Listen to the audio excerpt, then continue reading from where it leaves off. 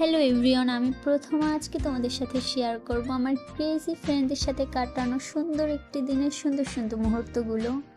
সকালে 9টার দিকে ঘুম থেকে উঠেই চলে গেছিলাম প্ল্যানেট পার্কে আমরা ওয়ানডেস পার্টি করার উদ্দেশ্যে।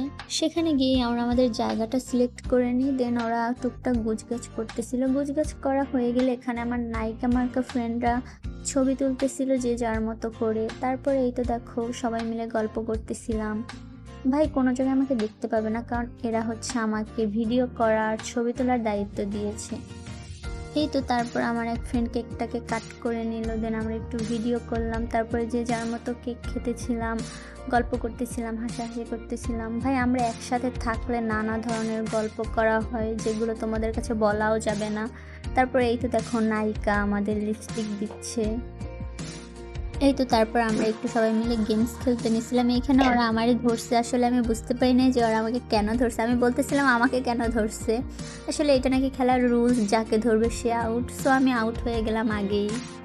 তারপরে এই তো আবার যেহেতু আমি আউট হয়েছি আমাকে দিয়ে দিছি, এখন আমিও শয়তানি করে মাহিয়াকে আগে ধরে ফেলছি। এই তো তারপর সবাই মিলে একটু গ্রুপ ভিডিও বানাচ্ছিলাম, সবাই সবার মতো করে মজা করতেছিলাম।